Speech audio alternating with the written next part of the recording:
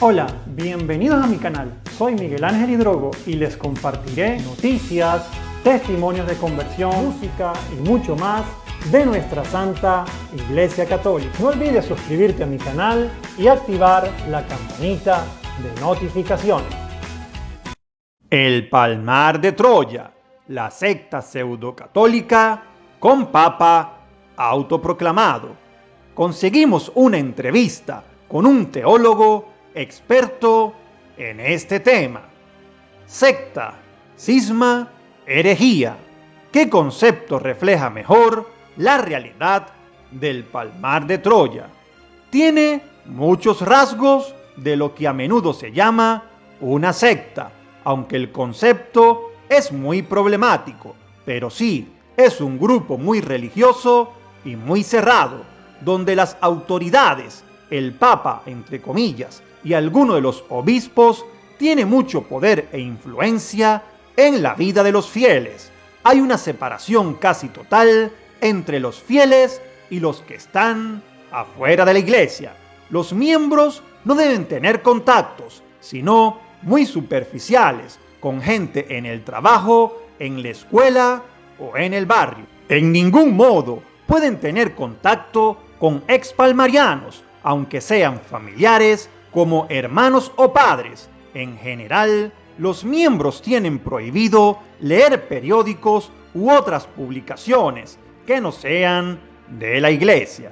Según la postura de la Iglesia Católica, la Iglesia Palmariana es un grupo cismático. Desde 1976, los palmarianos consagraron un sinnúmero de obispos sin la autorización de la Santa Sede, aunque con la sucesión apostólica formal por vía del arzobispo vietnamita Thuc.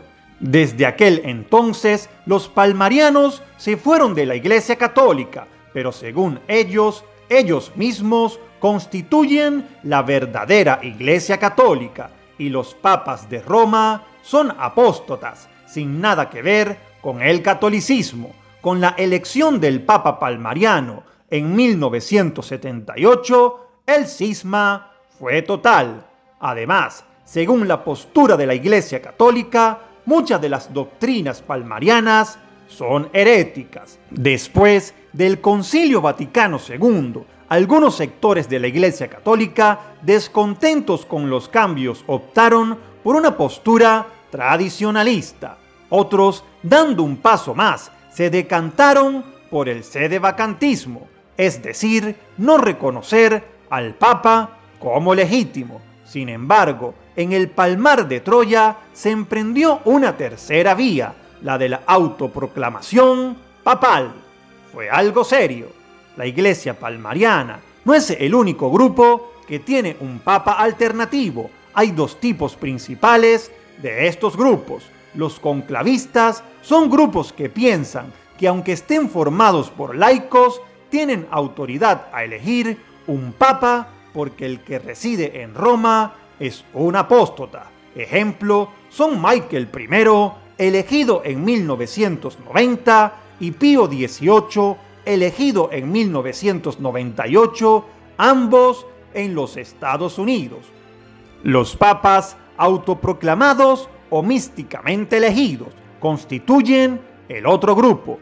Por supuesto, según su punto de vista, no son autoproclamados, sino elegidos por Dios mismo. Además de Gregorio XVII, en el Palmar de Troya hay varios papas de este tipo. El Papa canadiense, que también se llama Gregorio XVII, o más bien Jean Gregorio XVII, se proclamó papa por intervención divina en 1968 y murió hace unos años. En lo referente a las doctrinas, ¿en qué se para este movimiento de la fe católica o es simplemente una versión antigua del catolicismo? Aparte de todo, lo que tiene que ver con el papado palmariano, hay muchas creencias que existen en otros contextos tradicionalistas, sobre todo en los grupos que tienen un foco apocalíptico y mariano. Al principio, el Palmar de Troya era como muchos otros lugares donde gente decía que había visto a la Virgen y recibido mensajes. La gran mayoría de estos casos no reciben ninguna autorización formal de parte de la Iglesia oficial, y algunos, como el caso del Palmar, las autoridades eclesiásticas los prohibieron. En cuanto a las doctrinas, hay algunas creencias bastante comunes en grupos católicos tradicionales. Tienen que ver con dogmas marianos, especialmente María como corredentora, o sea, que no solo Cristo, sino ella también es redentora de la humanidad. Algunas creencias son más originales, pero no únicas en el mundo tradicionalista, como por ejemplo que la Virgen está presente en el pan eucarístico junto a su Hijo. Hay creencias aún más originales, por ejemplo, que hay un planeta de María donde el pecado original no está presente, pero ni siquiera la idea del planeta de María existe solo en la doctrina palmariana. Existía en el grupo de los apóstoles del amor infinito en Francia en los años 60, bajo el liderazgo de otro papa alternativo, Clemente XIV. Una cosa que separa a los palmarianos de otros grupos tradicionalistas es la misa. Desde 1983 no usan la misa tridentina, sino una versión muy breve, de 3 a 5 minutos. El rito palmariano es una diferencia muy grande. Otra diferencia muy importante es que desde el año 2001 la Iglesia palmariana solo usa una Biblia palmariana, que es una versión totalmente revisada con base en las supuestas visiones y locuciones de Gregorio XVII, Clemente, pero también tomadas de las obras de la concepcionista española María de Ágreda y de Ana Catalina Emmerich, una mística alemana.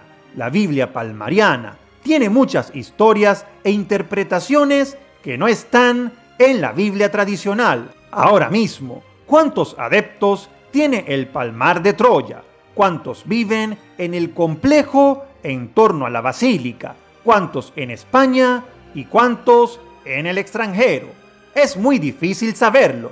En un sermón de agosto del 2011, el nuevo Papa Gregorio decía que la Iglesia tenía entre 1000 y 1500 miembros, pero muchos dejaron la orden o fueron excomulgados. Hoy creo que el número total no supera el millar.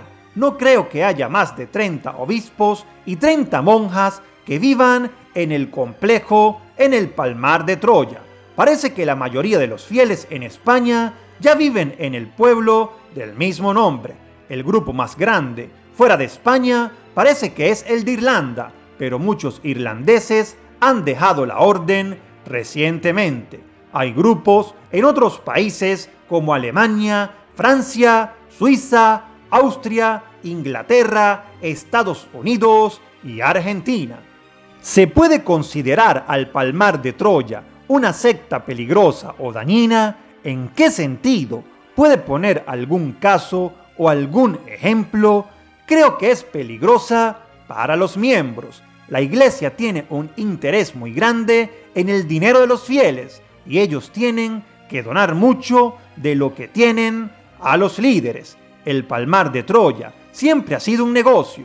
Otro aspecto es la separación de los que viven fuera de la Iglesia. Hay muchas historias muy tristes de gente que ha dejado la Iglesia y por eso no puede hablar con sus familiares si todavía son palmarianos. La Iglesia no encierra a la gente, pero es un paso muy grande dejar toda la familia y todos los amigos. Y si has entrado en el clero o con las monjas de joven, es poco probable que tengas una educación que pueda servirte en el mundo exterior. En este aspecto es muy parecida a otros grupos cerrados. ¿Quién es Pedro III, el nuevo Papa? No sé mucho de él. Es un obispo suizo originalmente llamado Marcus. Era secretario de Estado del ex-papa Gregorio XVIII, elegido por él con el derecho de sucesión. Algunos exclérigos de la orden me han dicho que el nuevo papa es algo flojo y no un gran pensador. Por lo que usted conoce, ¿qué futuro le espera a este grupo? En la última época de su papado, Gregorio XVIII hizo cambios en las reglas de la orden, una ligera liberalización. Es muy probable que el nuevo Papa continúe con estas reformas para retener a algunos miembros. No creo que ahora pueda transformarse en un grupo tradicionalista normal.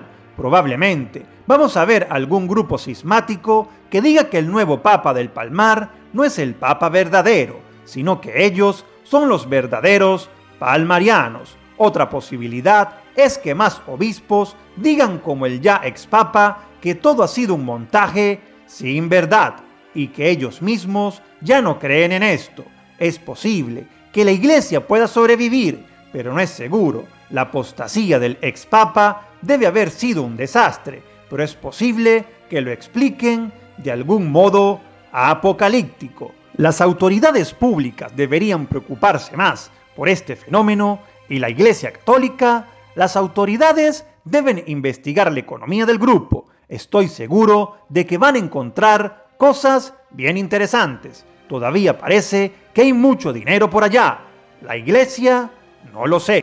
Pero lo importante es no ver a los líderes palmarianos como unos payasos, sino como algo más siniestro. Para los miembros y exmiembros es una realidad que afecta a toda la vida. En entrevista en la prensa española, el ex Papa ha dicho que quiere pasar la página y vivir tranquilamente con su novia, pero tiene que pensar mucho en lo que ha hecho contra mucha gente en sus 3 décadas en la orden y especialmente durante los últimos 5 años como Papa.